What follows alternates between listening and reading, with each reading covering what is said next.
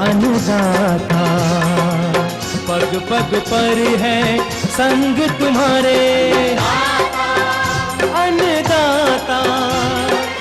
लहू किसानों का बन के पसीना सींचता है धरती का सीना।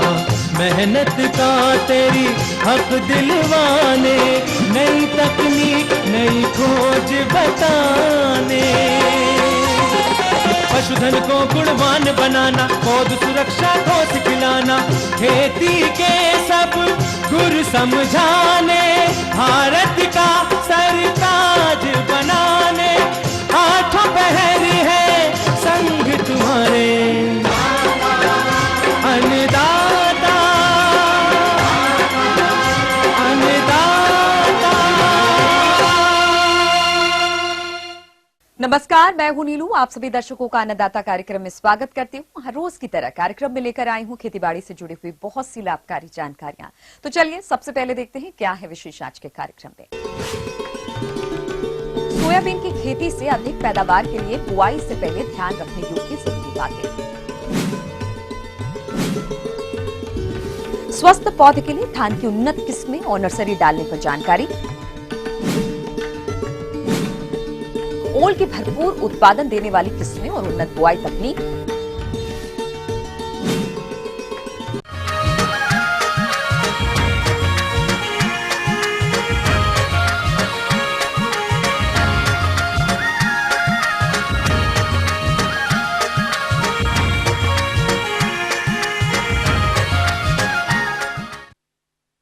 हमारे मध्य प्रदेश में सोयाबीन खरीफ मौसम की एक प्रमुख फसल है, जिसकी खेती लगभग 53 लाख हेक्टेयर क्षेत्र में की जाती है।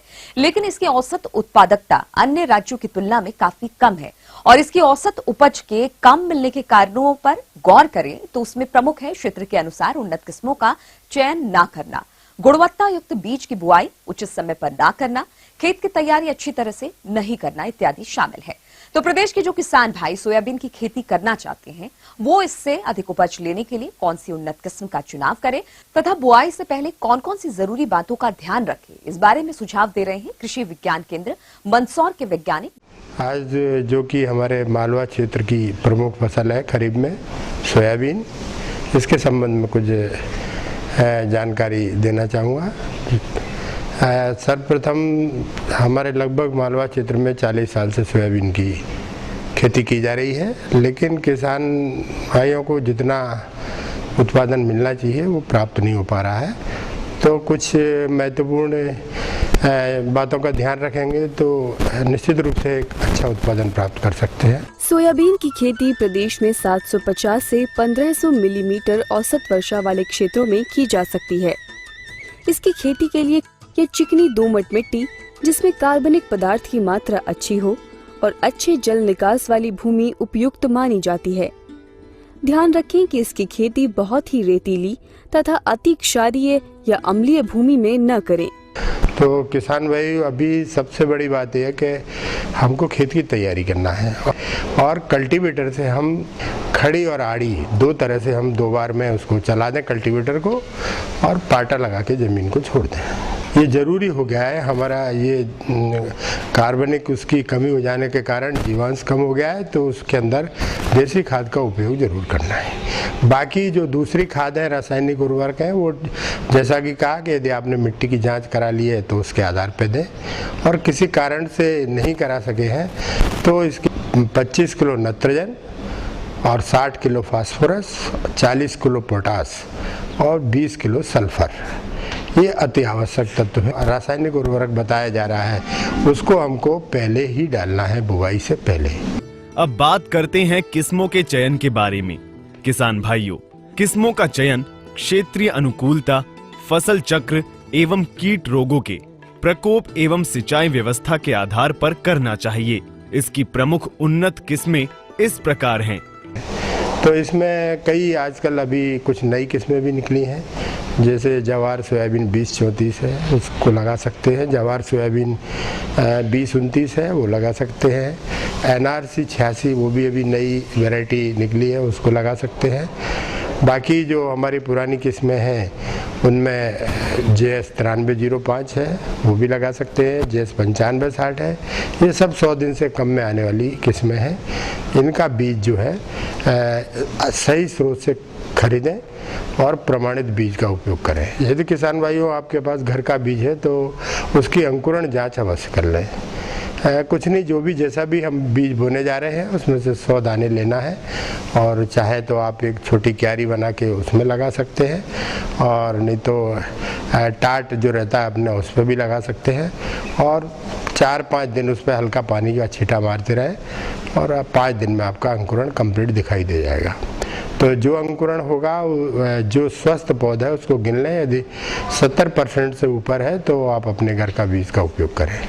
अब बात की जाए बीज की मात्रा की, तो यदि आप बड़े दाने वाली किस्मों का चयन करते हैं जिनके 100 दानों का वजन 14 ग्राम या अधिक होता है, उनके लिए 100 से 115 किलोग्राम बीज प्रति हेक्टेयर मध्य आकार के दानों वाली किस्मों का चयन करते हैं, तथा जिनके दानों का वजन 10 से 13 ग्राम होता है उसके लिए 90 से 100 किलोग्राम बीज प्रति हेक्टेयर तथा छोटे दाने वाली किस्मों का चयन किया जाता है, तथा उनके 100 दाने का वजन 8 से 10 ग्राम होता है उसके लिए 70 से 80 किलोग्राम बीज प्रति हेक्टेयर प्रयोग करें।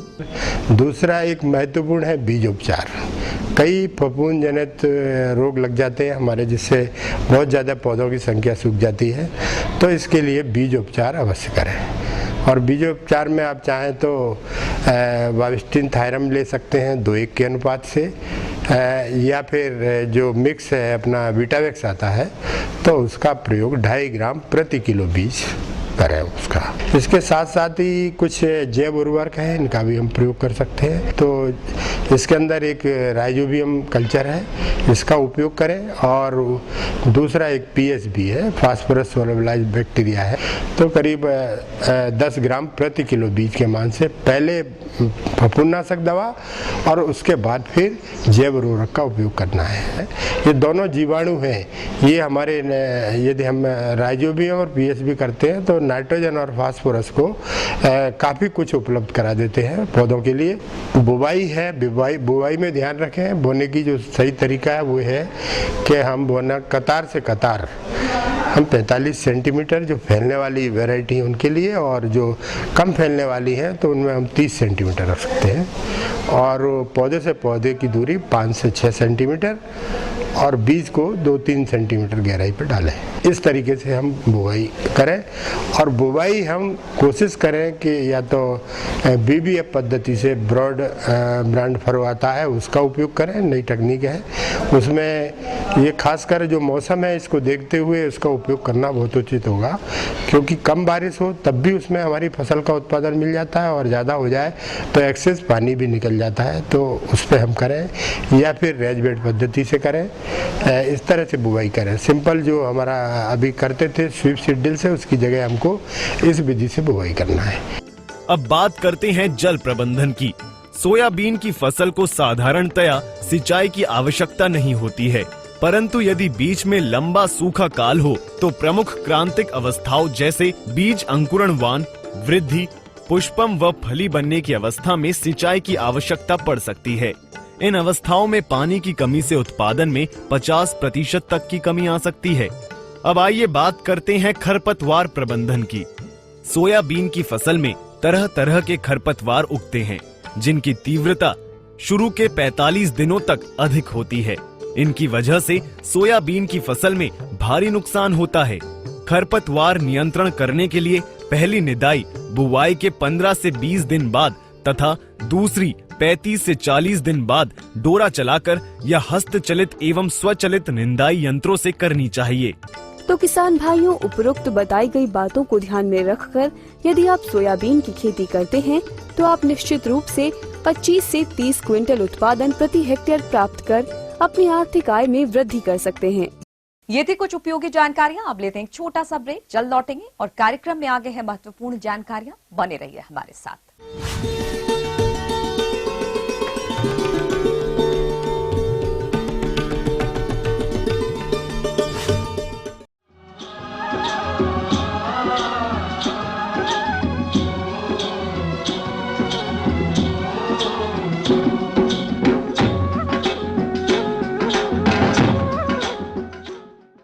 ब्रेक के बाद एक बार फिर से आप सभी दर्शकों का अन्नदाता कार्यक्रम में स्वागत है। बढ़ते हैं अगली प्रस्तुति की ओर।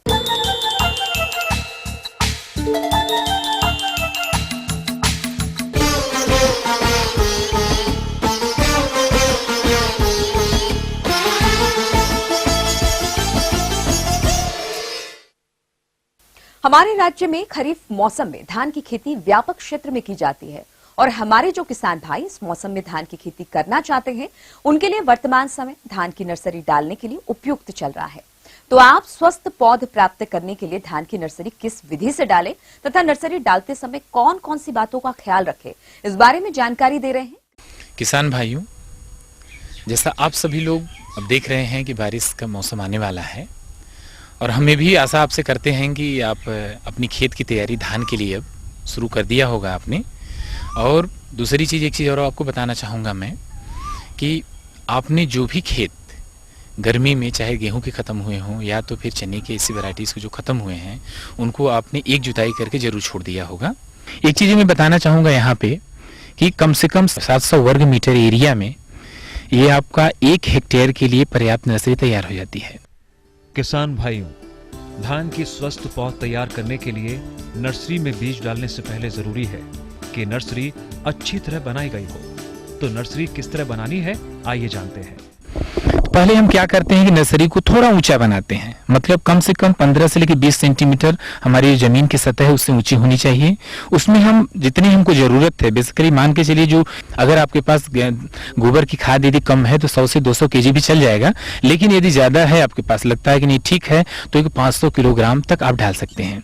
इनमें करीब आप कम से कम 5 से लेकर 8 किलोग्राम आप DAP, 4 से लेकर 5 किलोग्राम कम से कम आपका पोटास और उतना ही आपका फास्फोरस और करीब 1 किलोग्राम आपका जिंक सल्फेट पर्याप्त होगा। इसको बढ़िया से मिला करके पूरे खेत में अच्छी तरह से आप मिला लें। तो ये गोबर की खाद डालने से ये होता है कि जब भी आप धान नर्सरी को उखाड़ेंगे तो आराम से उखड़ सकता है ये। और आपको पौधे को कोई भी साख यदि जड़ जिसको बोलते हैं ना उखाड़ देने पर कि पौधा मुरझा जाना, तो ये सारी चीजें उसके अंदर नहीं होने पाती। किसान भाइयों, चूंकि हम जानते हैं कि धान की खेती से अधिक पैदावार तभी ली जा सकती है जब उन्नत एवं संकर किस्मों का चुनाव करके नर्सरी में पौध तैयार की जाए। तो धान की उन्नत एवं संकर किस्में कौन कौन सी हैं तथा एकड़ के लिए कितना बीज पर्याप्त है, जानते हैं इस बारे में। मोटे धान, जैसे मोटे धानों में आपको पता होगा जैसे सबसे ज्यादा जो चलती है इधर में क्रांति, IR 64, IR 36, महामाया, ये ऐसी वैरायटीज हैं जो मोटे धानों में आती हैं। इनकी नर्सरी हम लगाते हैं जैसे रोपा विधि से यदि लगाते हैं तो 10 से लेकर 15 किलोग्राम प्रति एकड़ के हिसाब से पर्याप्त होती है। और यदि हम महीन धान लगाते हैं जैसे आपका चिन्नौर हो गया या तो आपका HMT हो गई, तो इसकी कम से कम 8 से लेकर 10 किलोग्राम इसकी पर्याप्त होती है। और दूसरी चीजें अब आपका चलते हैं, ये तो मैंने वैरायटी की बात की आपसे, बहुत सारे ऐसे हाइब्रिड्स आज के समय में तैयार हैं जो कि कम से कम इन वैरायटीज की कंपैरिजन में 1.5 से लेकर 2 उत्पादन देने की क्षमता रखते हैं।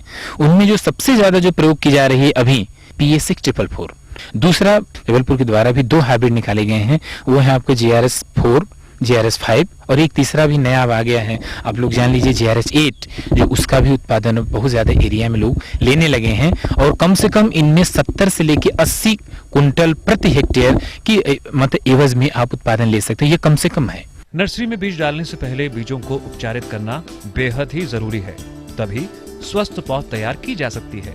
तो किस तरह करें बीज का उपचार, आइए जानते हैं। तो बीज को शोधन में पहला काम ये आता है आपका कि जैसे आपकी कोई भी फफूंदनाशक में पहला जो हम सबसे पहले यूज करते हैं, प्रयोग करते हैं, वो होता है बीटावैक्स पावर।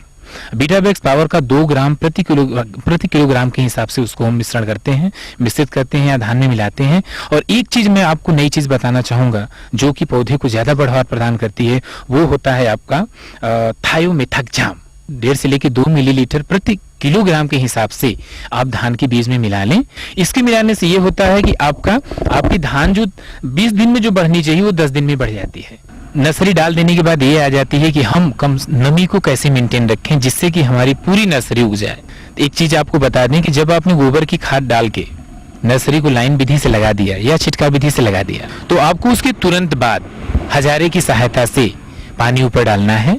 एक बार यदि आपने पानी डाल दिया धान की फसल पे या धान में नर्सरी में, तो वही मात्रा आपकी पूरी जो नमी है वो जब तक उग न जाए तब तक मेंटेन मतलब रखना है। हल्का से यदि कभी ये लगे कि नहीं आपको हल्का सा हमको यूरिया की भी जरूरत है, थोड़ा पीलापन आ रहा है, तो एक डोज आप हल्का सा ऊपर से नाइट्रोजन का स्प्रे भी कर सकते हैं और अच्छी मात्रा में और अच्छी बढ़वार की आप नर्सरी प्राप्त कर सकते हैं। दूसरी चीज यदि हम ये आपको बता दें कि जो ही नर्सरी आपकी जब तैयार हो जाए 10 से लेकर 15 दिन की, यदि आपको लगे कि नर्सरी हमारी तैयार हो गई है, अब खेत में लगाने लायक हो जाए, तो मेन खेत की तैयारी भी आपको उसी बेसिस पे शुरू कर देनी चाहिए। और खेत की बढ़िया से तैयारी, आप जो मेन खेत में लगाना है उस खेत को गर्मी में एक जुताई होनी चाहिए आपकी। देने के बाद डायरेक्ट आप एक काम करिए कि पूरे खेत में पानी भरिए। आप पानी भर लेने के बाद फिर एक बार मचौआ कराइए ट्रैक्टर से। खेत की मचाई करने के बाद दूसरे दिन तैयार धान की स्वस्थ पौध की खेत में रोपाई कर दें। हाथ से रोपाई करते समय 2 से 3 पौधे एक स्थान पर रोपित करें और पौध लगाते समय कतार से कतार की दूरी 20 सेंटीमीटर व पौधे से पौधे की दूरी 10 सेंटीमीटर रखें। आगे और भी कुछ रोचक जानकारियां, पर यहां पर रुकेंगे एक और ब्रेक के लिए। जल्द हाजिर होते हैं।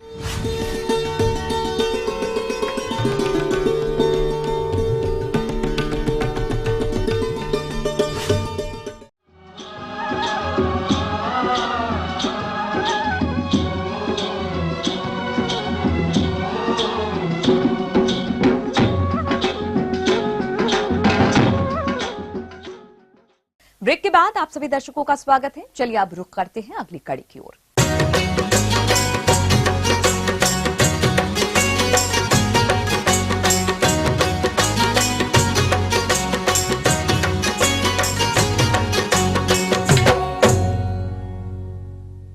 प्रदेश में ओल की उन्नत खेती कर अच्छा लाभ लिया जा सकता है और हमारे जिन किसान भाइयों के पास सिंचाई जल की उपलब्धता थी, उन्होंने इसकी बुआई मार्च अप्रैल माह में कर दी थी। लेकिन जिन किसानों के पास उस समय सिंचाई जल की उपलब्धता नहीं थी, वो खरीफ मौसम में ओल की बुआई कर सकते हैं। तो इस समय ओल की फसल से अधिक पैदावार लेने के लिए कौन सी उन्नत किस्मों का चयन करें तथा इसकी बुआई की वैज्ञानिक तकनीक क्या है, इस बारे में विस्तार से जानकारी दे रहे हैं विषय वस्तु विशेषज्ञ मनोज सिंह। ओल लगाने का सही और उचित समय आ गया है, क्योंकि प्री मानसून का जो बरसात होता है उस स्थिति में हम अपने खेत की अच्छी तरह से तैयारी करके जुताई करके उसमें ओल लगाने के लिए हम अपना खेत में बढ़िया ढंग से उसको कैसे लगाया जाए उसके बारे में चर्चा शुरू कर देते हैं। ओल यानी सूरन से भरपूर उत्पादन लेना है तो जरूरी है कि इसकी उन्नतशील प्रजातियों का चयन किया जाए। साथ ही प्रजातियों का चयन करते समय अपने क्षेत्र की जलवायु को ध्यान में रखा जाए। तो आइए कौन कौन सी प्रजातियां अपने राज्य में अच्छा उत्पादन देती हैं, आइए जानते हैं। ओल लगाने के लिए ओल को पहले अच्छे बीज का चुनाव करेंगे। इस क्षेत्र में गजेंद्र ओल को ज़्यादा लाभ कर रहता है, जिसे लोग मद्रासी ओल के नाम से भी जानते हैं, जो गला में कुनकुनाता कम है, कैल्शियम ऑक्जेलेट कम रहता है। और बीज का चुनाव होने के बाद हम उसमें ये देख लेंगे कटे फटे ना हो, उसमें कोई रोग ग्रसित ना हो और बीज जहाँ से लें और वह अच्छे जगह का होना चाहिए। तो 1 डिसमिल में अगर एक टुकड़ा का वज़न आधा किलो रहा तो 35 किलोग्राम आपको बीज की ज़रूरत पड़ती है 1 डिसमिल में। 1 एकड़ में आपको 35 कुंतल की ज़रूरत पड़ेगी। 1 हेक्टेयर में आपको लगभग 80 से लेकर के 85 कुंतल आपका ओल लगेगा। ओल की फसल का अच्छा उत्पादन भूमि के प्रकार और खेती की तैयारी पर निर्भर करता है। इसीलिए आप इसकी खेती के लिए कौन कौन सी भूमियों का चयन करें और खेत की तैयारी किस प्रकार से करें, आइए जानते हैं। ओल उसी जगह पर लगाएं जहां पर मिट्टी का ढलान हो और पानी वहां न लगता हो, पानी निकल जाए, जिसमें गोबर की खाद की मात्रा ज़्यादा हो, कार्बनिक प्रतिशत ज़्यादा हो। अगर शेडेड एरिया के लिए भी अच्छा है, या अगर आपका बागान है उसके अंदर में भी लगा सकते हैं इसको, ओल को जो है। इसकी खेती के लिए बलुई दोमट मिट्टी उपयुक्त रहती है तथा अच्छी जल निकास की व्यवस्था होनी चाहिए। खेती योग्य भूमि तैयार करने के लिए 2 जुताई मिट्टी पलटने वाले हल से और 3-4 जुताई देशी हल से अच्छी तरह करके मिट्टी को भुरभुरी, मुलायम और समतल कर लेना चाहिए। खेत की तैयारी और बीज का चयन कर लेने के बाद बात आती है बीज उपचार की। तो फसल को शुरुआती अवस्था में रोग व कीटों से मुक्त रखने के लिए बुआई से पूर्व बीज उपचार करना जरूरी होता है। तो कैसे करें इसका बीज उपचार, आइए जानते हैं। गजेंद्र ओल को लेकर के पहले हम उसको सीधे ऊपर से कट करेंगे और जो उसका साइज लगभग 500 ग्राम का होना चाहिए और ऊपर से ही कटिंग करेंगे जिसमें उसका मूलांकुर जो है सब में थोड़ा थोड़ा हिस्सा जाए और उसमें फिर ओल को हम इकट्ठा कर लेंगे और उसको उपचारित करने के लिए हम कच्चा गोबर ले लेंगे। 1 लीटर पानी में लगभग 100 ग्राम कच्चा गोबर और उसमें 1 लीटर पानी में 2 ग्राम बेबीस्टीन मिलाएंगे। तो बेबीस्टीन मिलाने से उसमें फफूंद जो नाशक है जो उसमें फफूंद रहेंगे वो रुक जाएंगे। इस घोल में हम ओल के कटे हुए टुकड़ों को करीब आधा घंटा तक डुबाते हैं। डुबाने के बाद उसको छाया में छान करके रख देते हैं, सूख जाएगा। सूखने के बाद हम जो इसका स्पेसिंग है लाइन से लाइन 75 सेंटीमीटर, पौध से पौध 75 सेंटीमीटर, तो उस स्पेसिंग पे गड्ढा खोदेंगे 1 फीट लंबा, 1 फीट चौड़ा, 1 फीट गहरा। उस गड्ढे में हम सर्वप्रथम 3 किलोग्राम कंपोस्ट, अगर 3 किलो नहीं मिलता है तो लगभग हम 1.5 किलोग्राम कंपोस्ट का उपयोग करेंगे। उसके बाद कटे हुए टुकड़े का जो ऊपरी सिरा है उसको रखेंगे और रखने के बाद उसमें हल्की मिट्टी गिराएंगे और अगर संभव हो तो भूसी होता हो तो आप थोड़ी मात्रा में दे देंगे जिससे मिट्टी ढीला हो जाए। ढकने के बाद मल्चिंग के लिए आपके पास पूर्व फसलों का जो अवशेष बचा हो उससे उसको अच्छी तरह से ढक देंगे।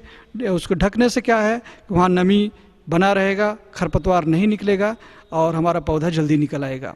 और आइए अब चर्चा करते हैं ओल की फसल में पोषक तत्व प्रबंधन पर, क्योंकि अक्सर किसान यहाँ पर चूक कर जाते हैं जिससे उत्पादन कम होता है। इसीलिए आप पोषक तत्वों का कितनी मात्रा में प्रयोग करें, आइए जानते हैं। रासायनिक उर्वरक के रूप में लगभग 100 किलोग्राम नाइट्रोजन और 60 किलोग्राम फास्फोरस और 80 किलोग्राम पोटास, इसकी मात्रा आप पूरे खेत में देने के लिए सबसे अच्छा उपाय है कि आप अपने खेत में एक गड्ढे पर, अगर आपके 17,777 पौधे हैं तो उसमें 750 ग्राम यूरिया, 750 ग्राम लगभग पोटास और लगभग आपको 10 ग्राम के आसपास डीएपी लगेगा। तो यूरिया की मात्रा शुरू में आधा देते हैं और डीएपी और पोटास शुरू में पूरा दे देते हैं और लगाने के बाद लगभग 45 से लेकर 55 दिन पर उसकी निकाई गुड़ाई पहली करना है। दूसरी निकाई गुड़ाई लगभग 85 से 90 दिन पर करना है। पहली निकाई गुड़ाई करने के बाद उसमें जो शेष नाइट्रोजन है लगभग आपका 7.5 ग्राम प्रति पौधा, तो उसको दे देंगे तो आपका जो पौधा है वो 8 महीने में तैयार हो जाता है। ओल एक लंबी अवधि की फसल है और इसका अंकुरण भी देर से होता है, इसीलिए आप इन खेतों में अन्य जल्दी पकने वाली फसलों की खेती कर अच्छा लाभ कमा सकते हैं। इसको इंटरक्रॉपिंग के रूप में ओल के साथ साथ हम लोग को करेला लगाना चाहिए। करेला लगाने से क्या होता है, उसकी झाड़ी हल्की होती है, उसके ऊपर चढ़ जाएगा और चढ़ने से आपको डेली करेला प्राप्त होगा और लगाने के से आपको 8 महीना के बाद ये तैयार हो जाता है।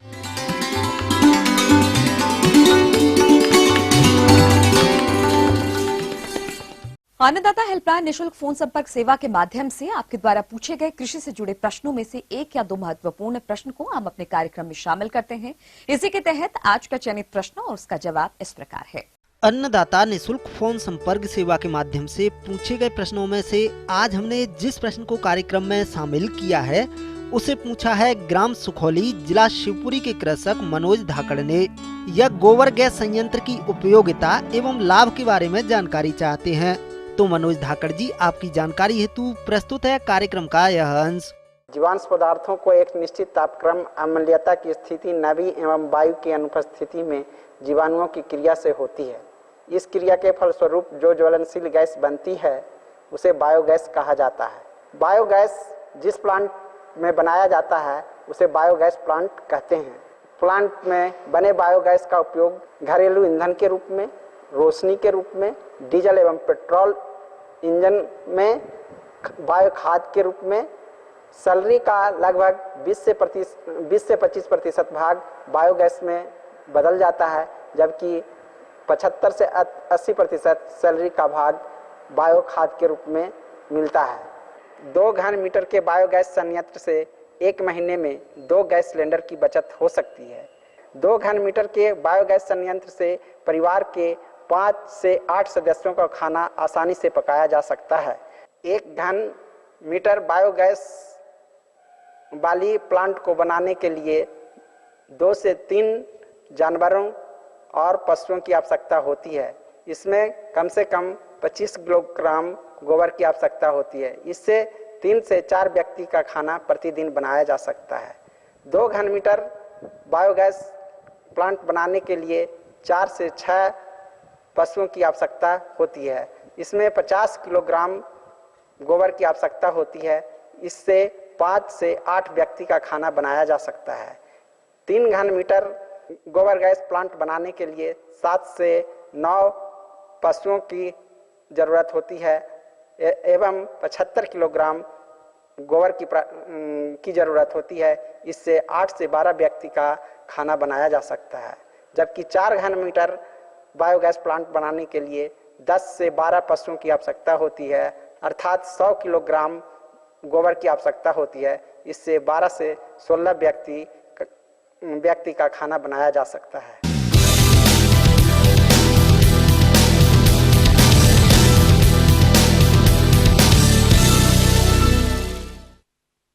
राज्य के विभिन्न मंडियों में कृषि उत्पादों के चढ़ते उतरते बाजार भाव की संक्षिप्त जानकारी इस प्रकार है।